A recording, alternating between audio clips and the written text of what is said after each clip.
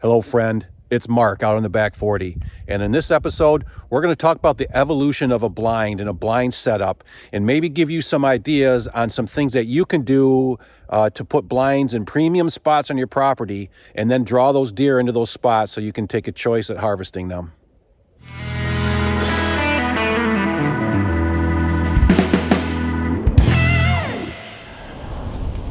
Behind me right here is the west blind.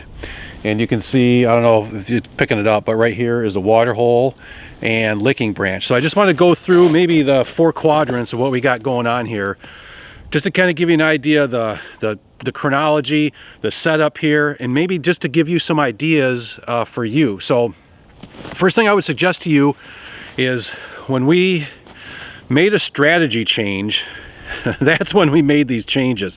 So I'm not sure that you're ready to make a strategy change yet. The strategy change that we made was that we were going to have zero tolerance for allowing deer to see, smell, or hear us. So with that in mind, I wanted to bring the pressure on the property down to almost zero, because that is the only way on a smaller pressured property. This is only 42 acres, but on a small property, the only way that you're going to get those deer, especially older bucks, to be on that property is if they feel 100% secure. Otherwise, they're just not going to be there. They're going to go find somewhere else.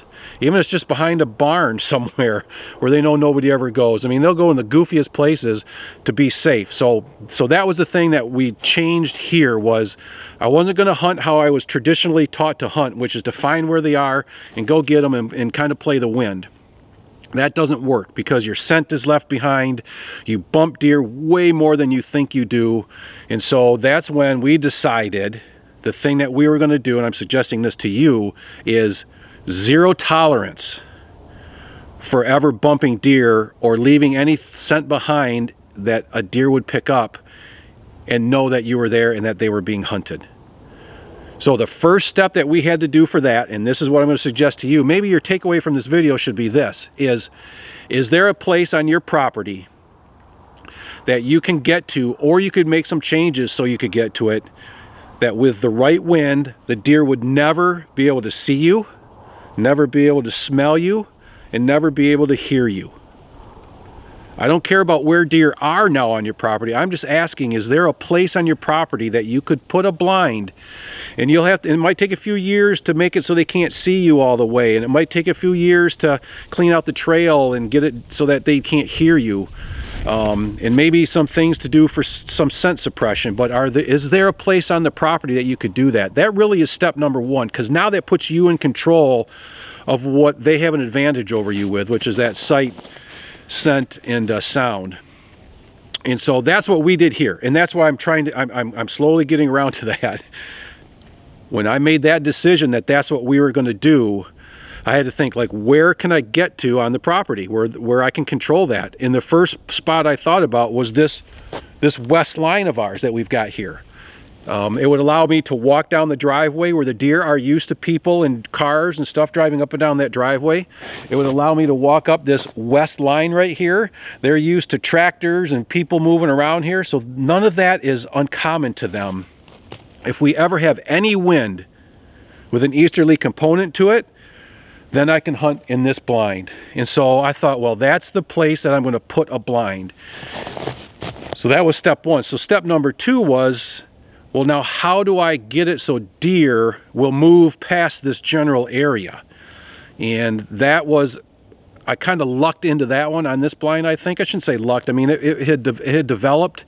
It's almost a natural pinch point, because up to our north here, I did have to change this, but I made it so that they like to bed there. And maybe that's what you're gonna have to do on your property, is once you have your spot, you got to figure out where will they bed, where will they travel, and then where will they feed, and try and be somewhere in that spot. And so for this setup here, to the north is bedding.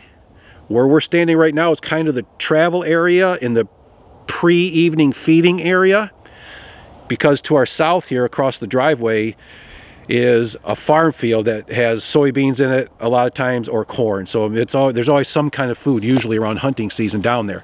So that kind of starts over the few years, that has started to set up that pattern. Now the food has always been there. The bedding is what I really had to enhance up on that north area there to get them to start bedding up there to go down to that food, which would keep them on this west quarter of my property, this little 10-acre compartment on the west side of my property.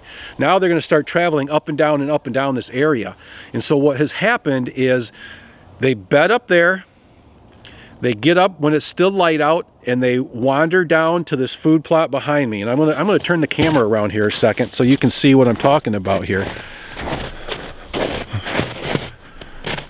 So this is the food plot right here. And this is the food plot where we do all of our experiments. So if you've seen any of the videos or watched the channel, you know what I'm talking about. All these food plot experiments happen out there. So what they do is they bed, it's still light out, they get rambunctious, they move, they stretch, they come down here, they eat for 15 to 20 minutes, maybe 30 minutes, and then they would go, you know, it starts getting dark out, and then they wander down to the farm field. So that was step 2 of the process. Number 1 is where's the blind going to go. Number 2, start building travel in that area. And then step 3 is get them close enough to the blind. And so about 2 years ago, what I did for that is saw a video by Jeff Sturgis, and it talked about putting a water hole and a licking branch in the spot you want to hunt. And so I did that, and by golly, it has worked. It has worked very well. Again, if you watch the channel, you've seen a couple buck harvests from right here in the spot that they were coming to this licking branch and to this water hole. Even though there's water 100 yards that way. They, for whatever reason, they come here. They like this area. We've built this up as a social area. It's kind of, I don't know if you can see around here, but it's kind of, it's thick, but it's not too thick. It does have some openness to it. So this kind of environment has allowed deer to feel comfortable. So they will come up to this licking branch and check it out. It's just a social thing for them. They just like to do it. And they come up here and see what's going on, who's been here. When it gets towards the rut, a lot of bucks come up here and hit it. I think they're just seeing, hey, is there any does that came up here that are in heat? And so that has worked. So that's, I guess maybe what I would say is the 3-step process that worked for this west blind. And those are kind of some of the specifics of the setup of this blind. So I hope maybe you got an idea out of that for something that you could do. Step 1, put the blind where you can get to it and they can't know you're hunting there, and you can leave. Step 2, start building the area up so that they start traveling through that area. If you got to put a big food plot in an area or clear something out, you know, what do you need to do to start building travel in that area? And then start dialing in, what do I need to do to get them really close to my blind so I can get a shot at them? Is it maybe you need to fell some trees or plant some shrubs or do some things to, maybe a steering trail you can kind of do to try to, when they come up, they come close enough to you that you can look at them and get a good shot at them. So that's it. If you got questions, fire them in the comments below. I'll answer them before I go to work. And I hope that this has helped you. Thanks.